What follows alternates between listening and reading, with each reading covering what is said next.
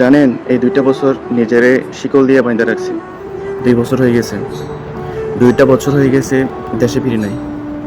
2টা বছর ধরে বাবা মা, আত্মীয় স্বজন সবাইকে ছেড়ে আজকে প্রবাসে পড়ে আছি।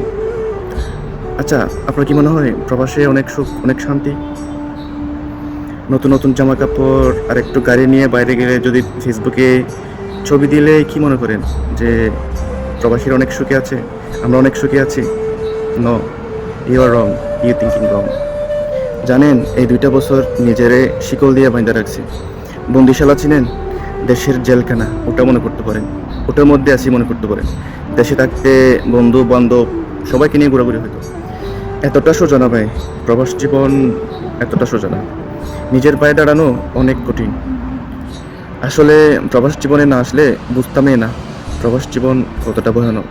সোশ্যাল মিডিয়াতে দেখি কিছু কিছু ভাইয়েরা মনে করেন যে প্রবাসীরা পড়াশোনা করে বিদেশে আসে না। ভাই, আমরাও পড়াশোনা করছি। পড়াশোনা করে আমরা যেমন ধরেন মিডিল ইস্টে আসলাম, অনেকে মিডিল ইস্টে যাচ্ছে, অনেকে ইউরোপ আমেরিকাতে যাচ্ছে।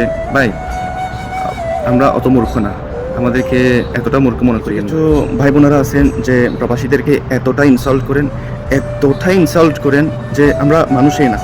মানে আমরা পড়াশোনা করে মিডল ইস্টে পড়াশোনা করে ইউরোপ আমেরিকাতে পড়াশোনা করে আমরা মানে নিজের দেশ পাড়ি দিই। এতটা ইনসাল্ট করেন প্রবাসীদেরকে। কি মনে সেই সকালে ডিউটিতে যাওয়ার পরে দুপুরে 2-1 ঘন্টা রেস্ট, এরপরে আবার ডিউটি শুরু রাত 2টা পর্যন্ত। রাত 2টা থেকে আবার যুদ্ধ শুরু। বাসায় আসতে হবে, বাসায় এসে নিজের খাবার নিজেকে রান্না করে খেতে হবে। বা এটা প্রবাস। এখানে কেউ আপনাকে রান্না করে খাওয়াবে না, আপনারটা আপনাকে করে খাইতে হবে। আপনার নিজের কাপড় নিজেকে ধুয়ে পরিষ্কার করতে হবে। এখানে যদি যেমন ধরেন আপনি অসুস্থ, আপনার মানে আপনার শরীরের কি অবস্থা, যেমন আপনার পাশে যে লোকটা আছে জিজ্ঞেস করবে না, ভাই আপনি শুয়ে আছেন কেন, কি অবস্থা, কি হয়েছে, জিজ্ঞেস করবে না যে আপনার কি হয়েছে। এটা প্রবাস। তো ঠিক আছে, আজকে এই পর্যন্ত। আসলে মনটা খুব খারাপ ছিল যে সোশ্যাল মিডিয়াতে বংসং এগুলো দেখে মেজাজ ঠিক রাখতে পারি না। তো কি করব, প্রবাসে যেহেতু আসলাম, এখানে কোনো বন্ধু বান্ধব মানে আমার এক একটা বন্ধু অনেক দূরে, প্রায় 300 থেকে 400 কিলোমিটার দূরে। কি সম্ভব তাদেরকে নিয়ে যে একটু সাগর পাড়ে যাবো, ওইদিকে যাবো, এটা সম্ভব না।